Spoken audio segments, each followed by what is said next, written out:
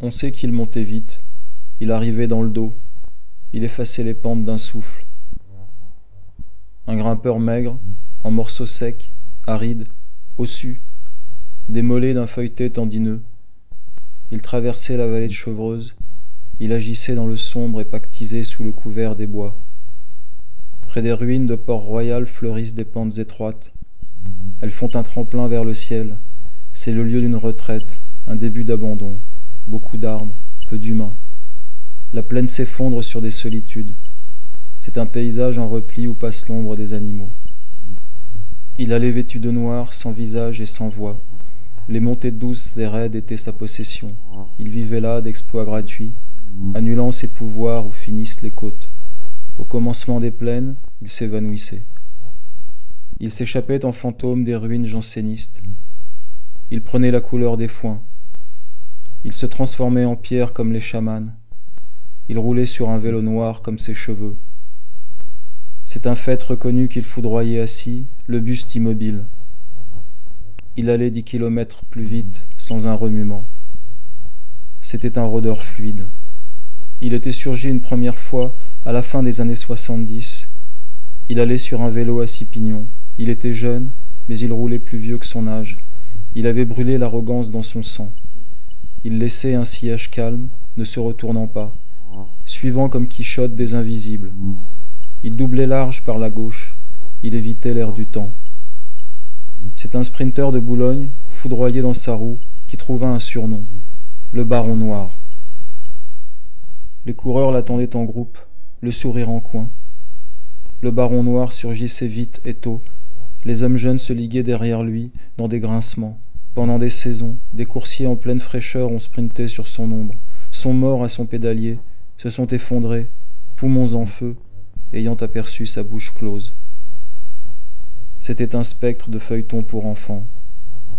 Il propageait l'onde d'une vengeance. Il donnait la justice sous les arbres. Son vélo n'émettait aucun bruit, hommes et machines allant sur le même serment. 20 ans plus tard, il était toujours là. Il paraissait moins souvent, il doublait moins vite les coureurs, mais il les doublait. Un grimpeur de Corbeil le puistait depuis des mois. Il voulait être le premier à briser le sortilège, c'était en mai. Comme il entamait la rampe de Choiseul, il entendit le sifflement que les anciens avaient dit, le sifflement des boyaux de soie. Le jeune homme se retourna, le Baron Noir était là.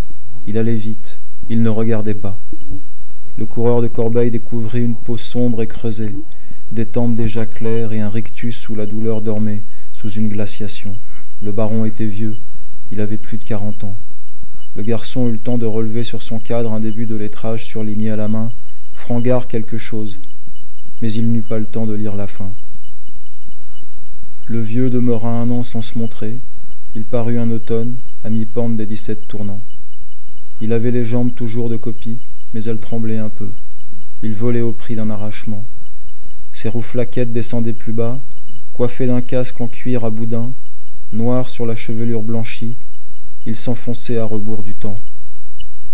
Il chevauchait une machine révolue, à fourche plus cintrée, aux freins plus fins, au guidon étroit. Le vélo n'avait qu'un seul plateau et un seul pignon. Le Baron Noir roulait sur une bécane des années d'avant-guerre, de celles qu'on utilisait dans ces mêmes vallées pour le Grand Prix des Nations. Il souffrait d'un problème d'horloge. Comme le vieillard travesti du plaisir de Max Ophuls, qui embrasait les balles jusqu'à l'épuisement, le Baron Noir pédalait en arrière dans des habits de location. À mesure qu'il venait sur l'âge, son corps épousait des machines consumées, sur lesquelles il copiait sa devise au pinceau. Un dimanche matin, les gars d'Urveil le virent monter la côte de l'homme mort sur un vélo Alcyon. 2 bidons en alu tenaient à la potence. Fermé d'un bouchon de liège, relié par du raffia, il portait un maillot de laine noire, épaissi de 3 poches et de boutons de nacre. Il achevait une montée avec une faible avance, lorsque son boyau se mit à perdre. Un gamin en jersey revint à sa hauteur, 2 secondes à peine. Le vieux spectre s'embrasa et reprit 20 mètres. Le garçon eut le temps de lire sur le cadre ce qui semblait être la fin d'une phrase non flectard et quelque chose avant. Le Baron Noir disparut à l'angle d'une auberge. Dans un trompe-l'œil de hangar, et des monceaux de pneus usagés. C'est un rouleur lettré, champion du club de Meudon, qui fit le rapprochement. Il finissait une thèse sur Épictète. Il connaissait l'histoire du baron qu'il n'avait jamais vue. Il consulta le Gaffio, écola Frangard à Non Flectar, et apparut la devise du baron, noir comme son nom, et sans illusion. Je romps, mais ne plie pas.